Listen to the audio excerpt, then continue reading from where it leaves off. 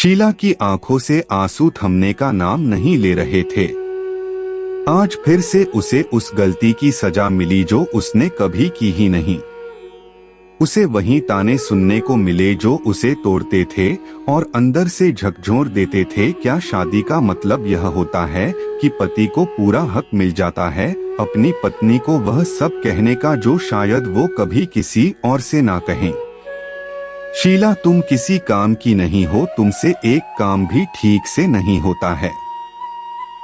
ना तुम्हें किसी चीज का ध्यान है और ना तुम्हें किसी की पड़ी है। तुम बस अपने बारे में सोचती हो और शायद इसी वजह से हर काम बिगाड़ देती हो। पता नहीं क्यों मैंने तुमसे शादी की। कमल की बातें उसके कानों में गूंज रही थी। कमल की चुभने वाली बातें उसे उसके बाबा की याद दिलाती थीं। बाबा हमेशा कहते थे, सबको भगवान ने ही बनाया है और भगवान ने कभी किसी में कोई भेदभाव नहीं किया है। हमें सबकी बराबर इज्जत करनी चाहिए। ना कोई छोटा ना कोई बड़ा। आकृति और आकार बदल जाते होंगे, रंग रूप बदल जाता होगा, लेकिन मिट्टी तो वही है जिसमें उसने बिना किसी भेदभाव के जान डाली है। क्या बाबा सच कहते थे? और अगर बाबा सच कहते थे तो फिर कमल क्यों उसकी इज्जत नहीं करता था? उनकी शादी को ज्यादा दिन भी नहीं हुए थे, लेकिन शीला आए दिन कमल की कड़वी बातें सुनती थी। उसके घर में उसके पिता हमेशा उसकी माँ से इज्जत से बात करते थे।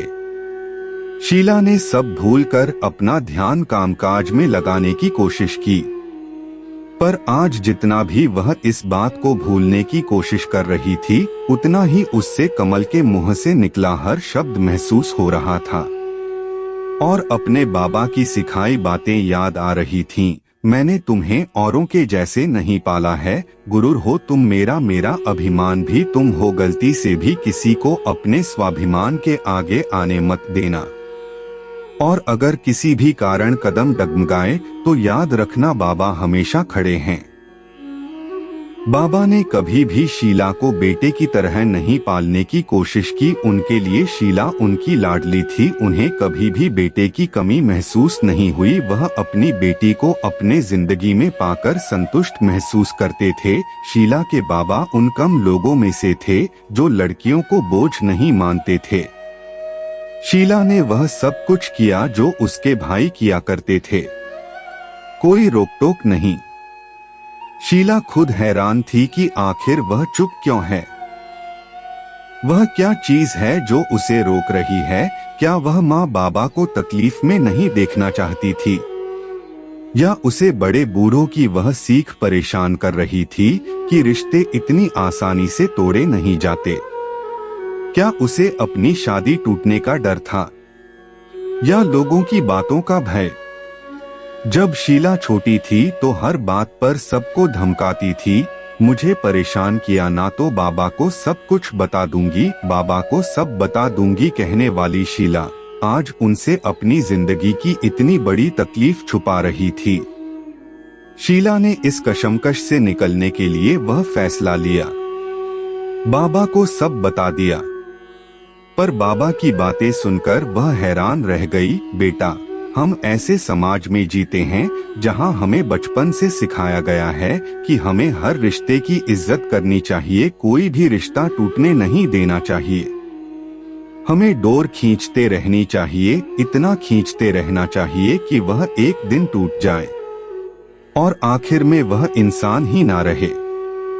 आप भी बाबा, कई बार मेरी गलती नहीं रहती पापा, फिर भी कमल जो दिल में आया मुझे कह देते हैं। मैं कोशिश कर रही हूँ बाबा, पर कभी कभी मेरा स्वाभिमान आड़े आ जाता है। शीला ने रोते हुए अपने बाबा को कहा, तुम्हारी हिम्मत कैसे हुई? मेरी बेटी होकर तुम इतने दिन से यह सब बर्दाश्त कर रही हो। उसकी हिम्मत कैसे हुई तुमसे इस तरह से बात करने की? किसी काम की नहीं हो। वह शादी करके बीवी ले गया था या काम करने के लिए नौकरानी? माफ करना बेटा, अपनी नौकरानी से भी इस तरह से बात करने का किसी को कोई हक नहीं होता, क्योंकि जैसा मैंने तुम्हें सिखाया था और शायद तुम भूल गई, हर इंसान की इज्जत होती है। हाँ, शादी एक खूबसूरत रिश्ता है, पर यह रिश्ता परस्पर प्रेम और इज्जत से बनता है। मैं तुम्हारे और कमल के बीच में नहीं बोलूंगा, लेकिन मैं तुमसे यह कहना चाहता हूँ कि तुम मुंह खोलकर कमल को यह बात समझाओ कि तुम जब भी चाहे उसे छोड़ सकती हो, क्योंकि तुम्हारे बाबा और परिवार वाले हमेशा बाहें फैलाए तुम्हें अपना लेंगे। लेकिन तुम इस रिश्ते की मर्यादा के लिए आज तक चुप थी। बेटा, अगर कमल फिर भी ना समझे तो मैं तुम्हें फिर से वही बात बताना चाहूँगा जो मैंने विदाई के समय तुमसे कही थी। तुम पराया धन नहीं हो, तुम मेरा अभिमान हो। तुम्हारा स्वाभिमान इस बाप के लिए सबसे ज्यादा महत्वपूर्ण है। अगर कमल तुम्हारी इज्जत नहीं कर सकता तो यह रिश्ता मैं तुम्हें खींचने नहीं दूंगा। बाबा की बातें सुनकर शीला रो पड़ी। उसे अचानक से याद आया कि वह सिर्फ एक बीवी नहीं बल्कि बेटी भी है। बाबा ने फिर से कहा, एडजस्ट करो, लेकिन अपना स्वाभिमान खोकर नहीं। समझौते करो पर अपना अभिमान खोकर नहीं। एक सीमा होती है, उसकी इज्जत तुम्हें भी करनी पड़ेगी और कमल को भी। शीला, तुमने सबसे बड़ी गलती करी है। कमल को तुमने कभी भी यह बताया नहीं कि तुम्हें कैसा महसूस हो रहा है। मुझे नहीं पता तुम्हें किस बात का डर था, लेकिन कमल को यह पता होना जरूरी है कि तुम क्या महसूस करती हो। शायद वह समझे। कोशिश करो इसे संभालने की, लेकिन अगर तुम्हारी कोशिश से भी बदलाव नहीं आ रहा है तो मैं फिर से वही कहूँगा। बाबा हमेशा अपनी बाहें फैलाए शाहरुख खान की तरह तुम्हारे लिए अपने दिल का दरवाजा और तुम्हारे घर का दरवाजा खोलकर खड़े रहेंगे। शीला का आत्मविश्वास जो दब गया था, वह बाबा ने उसे वापस लौटाया। लोग क्या कहेंगे और समाज के कट गले में उस पर कितने इल्जाम लगेंगे, उसके लिए अब यह सब मायने नहीं रखता था, क्योंकि उसके बाबा उसके साथ थे। उस दिन जब कमल ऑफिस से वापस आया तो शीला ने चाय का कप देते हुए कहा, मैं बेकार नहीं हूँ कमल। हाँ, मानती हूँ कभी कभी छोटी मोटी गलतियाँ मुझसे हो जाती है, पर वह तुमसे भी हो जाती है। तो क्या मैं भी तुमसे उसी तरह से बात करूं जिस तरह से तुम मुझसे बात करते हो? कह दूं तुम्हें नाकारा और नालायक? मेरी भी इज्जत है कमल, मेरा भी आत्मसम्मान है। तुम मुझसे इस तरह से बात नहीं कर सकते। जब मैंने इज्जत की मर्यादा तुम्हारी गलतियों से परेशान होकर नहीं तोड़ी तो तुम्हें भी कोई हक नहीं बनता कि मुझसे इतने गलत रवैये से बात करो। मैं आज भी यहाँ इसीलिए रुकी हुई हूँ क्योंकि मुझे यह सिखाया गया है कि रिश्तों की इज्जत करनी चाहिए, उन्हें समय देना चाहिए और उन्हें संभालना चाहिए। पर मुझे यह भी सिखाया गया है कि हर चीज की एक सीमा होती है और अगर उस सीमा के दायरे के बाहर चीजें होने लगे तो अपना पक्ष रखो। शादी में रहना मेरी कोई मजबूरी नहीं है कमल, मैं अपनी इच्छा से हूँ। लेकिन तुम अगर बदलोगे नहीं तो मुझे यह शादी को छोड़कर आगे बढ़ने में जरा भी समय नहीं लगेगा। भूलो मत, मेरा भी यह घर है, मेरा भी परिवार है जो हमेशा मेरे लिए खड़े रहेगा। मैं तुम्हारी पत्नी ही नहीं, किसी की बेटी भी हूँ। तुम मेरे साथ खुशी से रहना चाहोगे तो मैं जरूर रखूंगी, लेकिन अगर तुम इस रिश्ते की डोर को इसी तरह खींचने के इरादे से इसके टूटने का इंतजार करने के लिए रुके हो तो मुझे आज और अभी बता दो, मैं जाने के लिए तैयार हूँ। कमल की नजरें शर्म से झुक गई। शायद कमल को यह एहसास ही नहीं था कि उसने जाने अनजाने में काम के दबाव में अपनी बीवी को वह इज्जत नहीं दी जो उसे देनी चाहिए थी। कमल प्यार से भी शीला को समझा सकता था।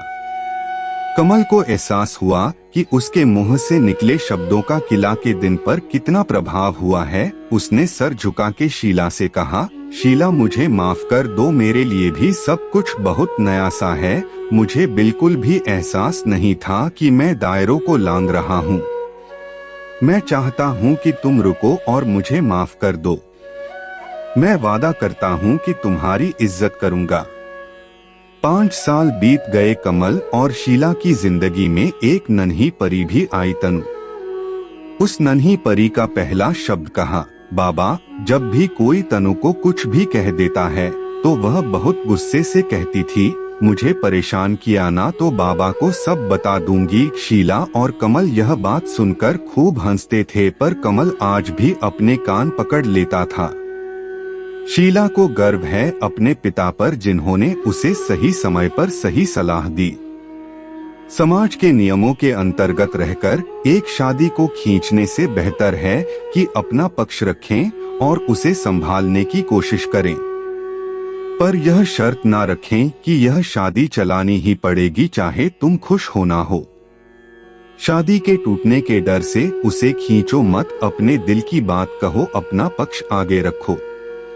दया की मूरत बनने के खातिर खुद का बलिदान मत करो। दो नाखुश इंसान कभी भी एक खुशहाल वैवाहिक जीवन नहीं व्यतीत कर सकते। समाज के डर से शादी जैसे बंधन का निरादर ना करें।